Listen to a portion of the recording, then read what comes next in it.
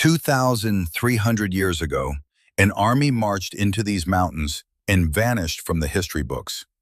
Today, in a handful of hidden valleys in Pakistan, there is a people who say that army never left. Different gods, different blood, different eyes in a region where everyone else looks nothing like them. For centuries, the world called it folklore. A nice story, too strange to be true.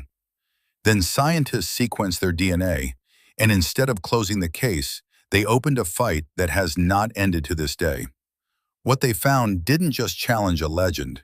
It divided the very people who study our blood for a living. This is the story of a mystery DNA was supposed to solve, and instead made stranger. High in the Hindu Kush, in a Pakistani district called Chitral, three narrow valleys hide one of the strangest populations left on Earth, the Kalash. Only about 4,000 of them remain. Every nation around them turned to Islam centuries ago. The Kalash never did. They still worship old gods. They still make wine for harvest festivals. They still lay their dead in open wooden coffins above the ground, in full view of the mountains, instead of burying them beneath it. Their language belongs to a family found nowhere else nearby. Their eyes are sometimes green, sometimes gray, features that, in this part of the world, simply should not exist. Like the Melungeons we uncovered in our last episode, the Kalash survived the only way a tiny population surrounded by a much larger one ever survives: by refusing to blend in, by marrying only their own, by treating the boundary between themselves and everyone else as sacred. But unlike the Melungeons, the Kalash have never needed to hide where they say they came from. They've shouted it proudly for 2,000 years. Here is the story the Kalash tell about themselves. And it is not a vague legend. It has a name, a date, and a face attached to it. In 327 BC, Alexander the Great marched his Macedonian army straight through this exact stretch of mountains on his campaign into India. And according to Kalash oral tradition, when Alexander moved on, not everyone marched with him. A group of soldiers stayed behind, too wounded, too exhausted, or simply unwilling to keep chasing one man's ambition to the edge of the known world. Kalash elders still speak the name of a leader they call Shalakash, a name some historians believe echoes Seleucus, one of Alexander's own generals, who ruled this region after the main army withdrew. This isn't some obscure village rumor. Rudyard Kipling built an entire story around it in 1888. Pakistani tourism boards use it. Greek newspapers have run it as fact. For over a century, the last soldiers of Alexander was one of the most romantic, unproven claims in all of anthropology, too specific to laugh off, too old to ever confirm. Unprovable, that is, until DNA became powerful enough to finally put the legend on trial. Between 2007 and 2015, geneticists finally did what historians never could. They went looking for Alexander's soldiers inside the Kalash genome itself. The first results were almost anticlimactic. Early Y chromosome studies found no obvious genetic fingerprint matching a 4th century BC Greek army. A quiet disappointment, but not a knockout blow. 23 centuries is a long time for a bloodline to fade into the background. Then in 2015, a team led by geneticist Qasim Ayub, working out of the Wellcome Trust Sanger Institute, dropped what looked like the final verdict. Their genome-wide analysis of the Kalash pointed somewhere no one expected. Not Greece, not Macedonia, but tens of thousands of years back, to ancient Siberian hunter-gatherers on the edge of the Ice Age. Their conclusion was blunt. This was ancient isolation, not a recent Greek bloodline. For a moment, it looked like science had just closed a 2,000-year-old case for good. It hadn't even come close. Because a year before that final verdict, in 2014, a different team of researchers had already published something the headlines conveniently forgot. A statistical model showing a real pulse of West Eurasian DNA entering the Kalash gene pool somewhere between roughly 900 BC in 210 BC.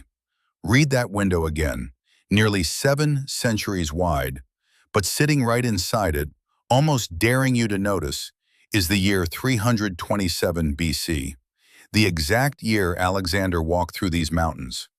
The story exploded back into headlines, and it exploded right back into controversy.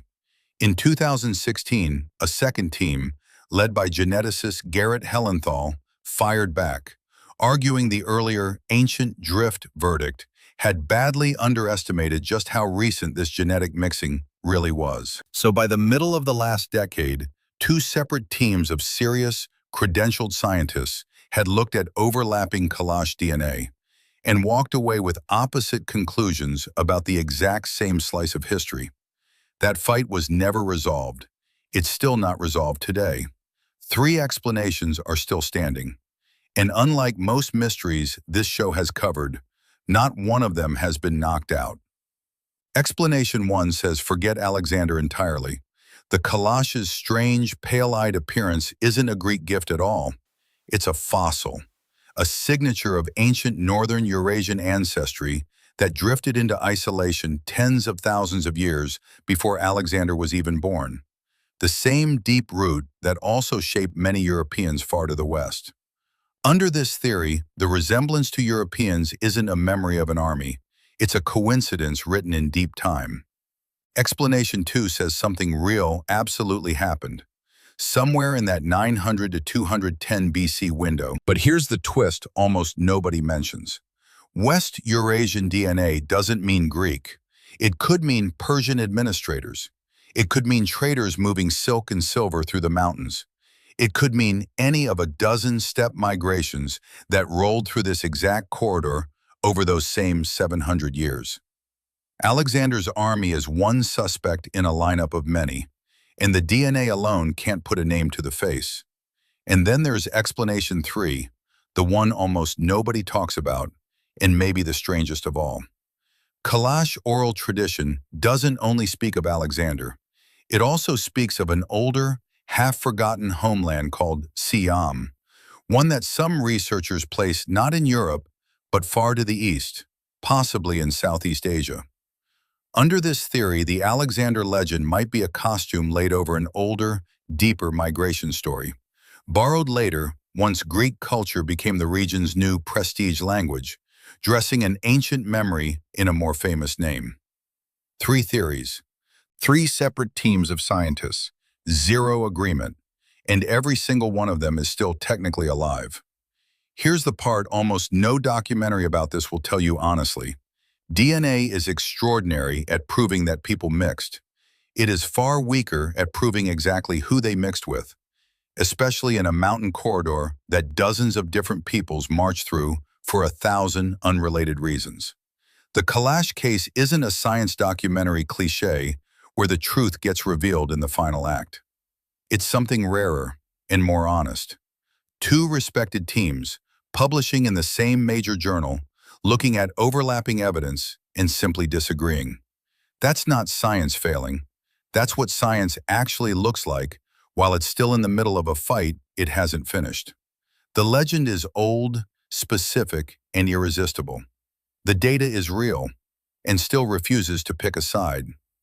So did Alexander's soldiers really stay behind in these mountains? The most honest answer science can give today is almost more interesting than a simple yes.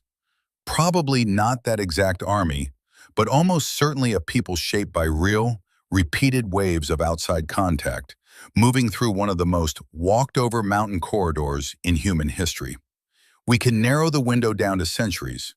We still can't narrow it down to one man's army. And the Kalash haven't stopped telling the story of Shalakash. They may never need a lab to validate it, because the legend does something DNA never can. It gives a small, embattled people a version of themselves worth defending, worth marrying for, worth surviving for 2,000 years. Every isolated people this series has uncovered tells an origin story louder and cleaner than the evidence will ever fully allow. That's not a flaw unique to the Kalash or the Melungeons before them. It might be the most human trait there is. The need for a beginning specific enough to survive on. DNA doesn't settle arguments like this. It just proves, quietly and permanently, how much of our story was never going to be settled by facts alone. If two teams of world-class geneticists can stare at the same DNA and still walk away disagreeing, imagine what the rest of us have gotten wrong about our own family stories. Subscribe to Blood and History. Next time, we go looking for a homeland that might not exist where anyone thinks it does.